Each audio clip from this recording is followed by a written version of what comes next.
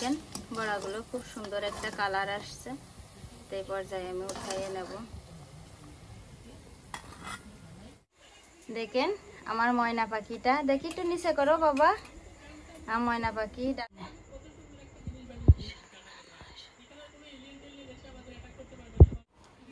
আসসালামু আলাইকুম। আশা করি আল্লাহর রহমতে সবাই ভালো আছেন। আলহামদুলিল্লাহ আমরাও ভালো আছি। তো আজকে হচ্ছে 21 তারিখ আর এখন হচ্ছে রাত। তো রাতের বেলা রান্না করছি কি চলেন আপনাদের দেখাই আমি।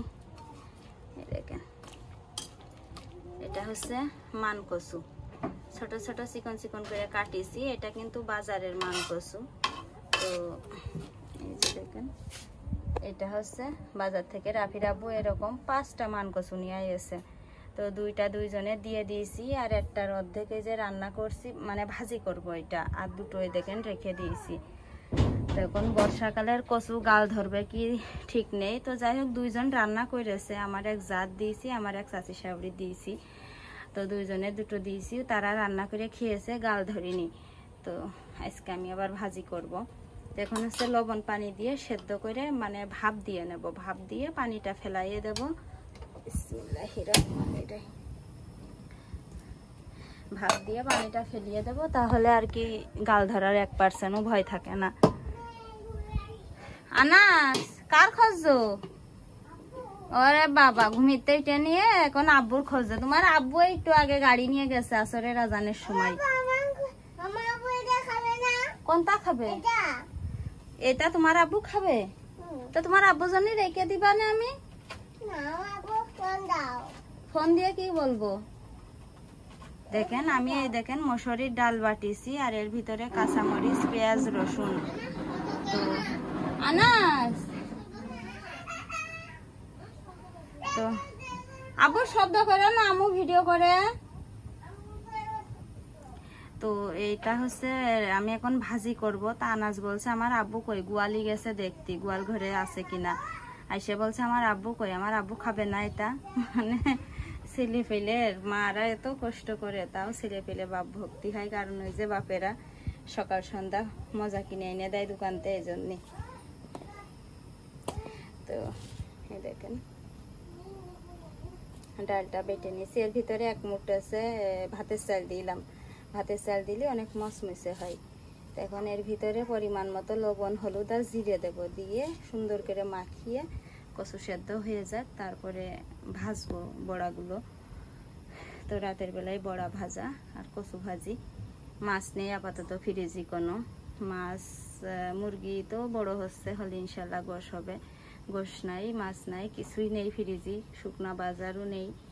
তো যাই হোক 2-3 দিনের ভিতরে ইনশাল্লাহ শহরে যাব, যে কয়টা শুকনা বাজার টাজার করে নিয়ে আসবো।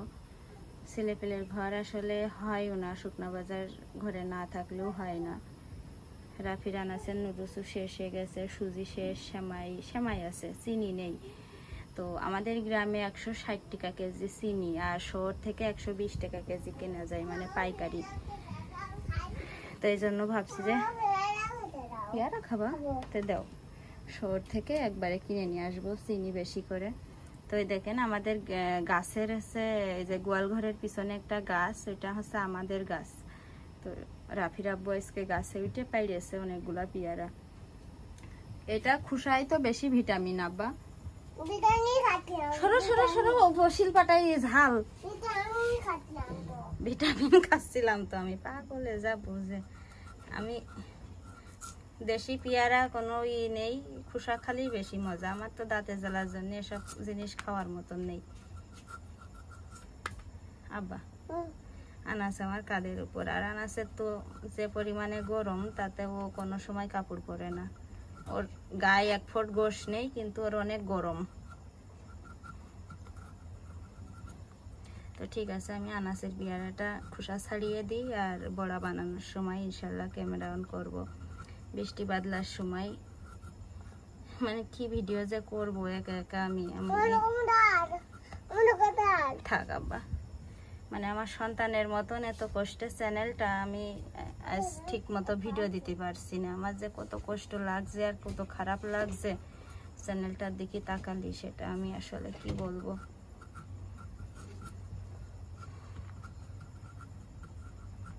একদিকে শরীরটা অসুস্থ থাকে, তারপরে সাহায্য করা কোনো লোক নেই, ছেলে পেলে নিয়ে ঠিক মতো বাজার ঘাটও থাকে না, সব কিছু মিলিয়ে চ্যানেলটায় আমি ঠিক মতো ভিডিও দিতে পারছি না। নাও বাবা খাও, বসে বসে খাও। আল্লাহ আসলে আফসোস করে লাভ নেই, রিজিক কপালে যতটুক যা থাকবে ততটুকুই হবে। নাও যাও ঘরে বসে ভাইয়ার কাছে বসে বসে খাও গে। দেখেন কচুতেই ভাব চলে আসছে। তো দেখেন কচুগুলো সেদ্ধ করে পানি ঝরাইয়ে নিয়েছি, এই যে কালো পানি বেরিয়েছে কষ। তো কচুটা পরে ভাজবো, আগে হচ্ছে ডালের বড়াটা বানাবো।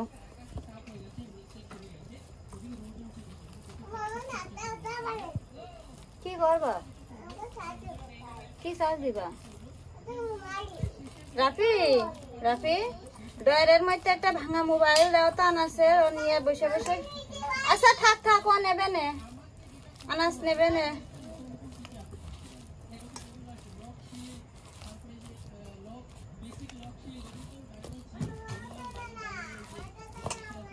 আচ্ছা তুমি নিয়ে খেলা করো, পুরোনো ভাঙা মোবাইল আছে ডয়ারের মধ্যে, আনাস নিয়ে কোনে খেলা করছে। চার্জার চার্জার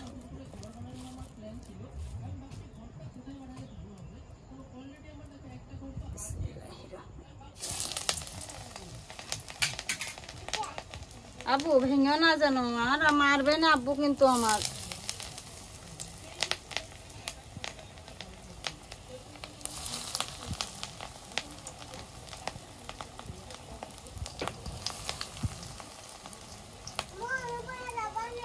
পড়বা না নে রাফি, আনাসার কলে করে নামাও।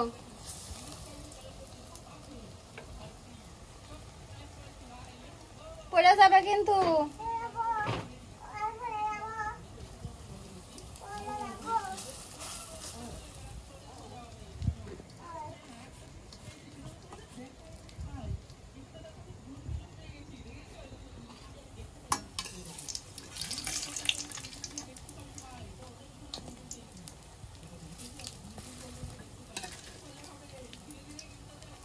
দেখেন উল্টাই দিচ্ছি।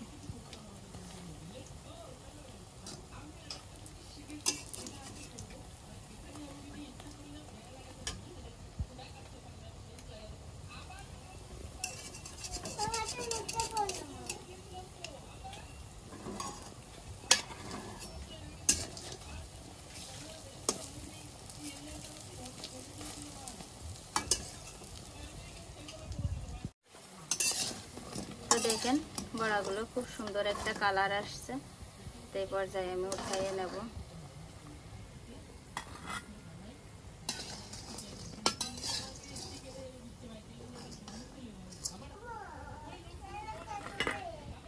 হ্যাঁ কি খাবা? দিচ্ছি দাঁড়াও। এই দেখেন কি সুন্দর হয়েছে বড়াগুলো। এক এক করে আমি বড়াগুলো সব ভেজে নেব।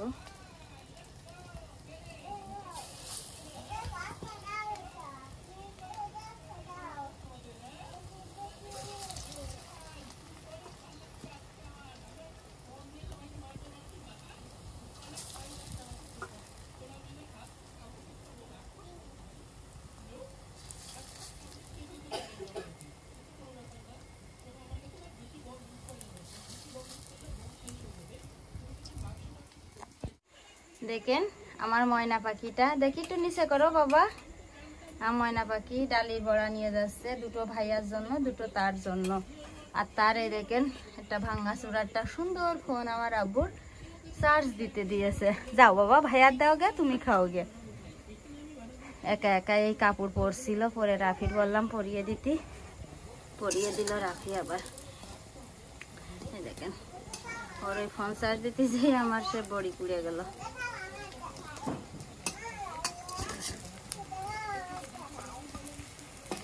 ভাইয়ার দাও এক বাটি, তুমি হাতে নাও এক বাটি। আচ্ছা পুড়ে গেল।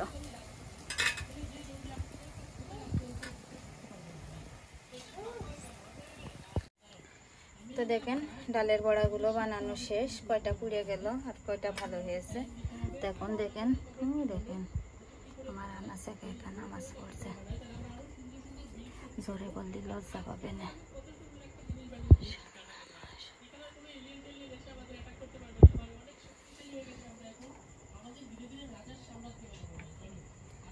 এই দেখেন তেলের ভিতরে এখন জিরে দিয়ে দিলাম।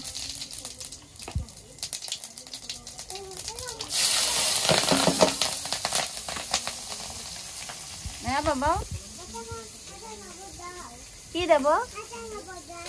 সাদা কাপড় কি করবা? কি সাদা কাগজ? নামাজ পড়ছে আমার আপু।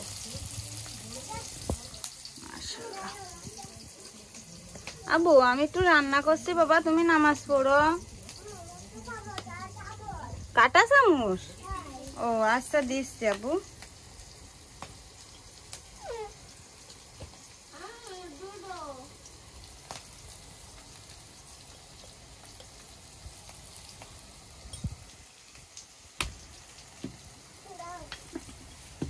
কাটা চামচ আমি যে ভিডিও করছি একটু করে দিচ্ছি আবু।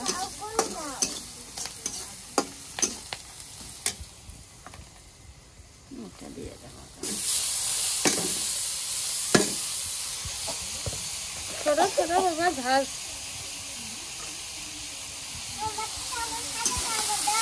দিয়েছি, তুমি নামাজ পড়ো দিচ্ছি আবু।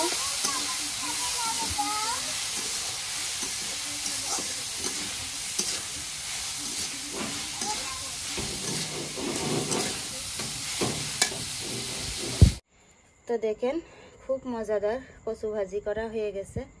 তো রাফির আব্বুর এখন ফোন দেবো লেবু নিয়ে আসার জন্য।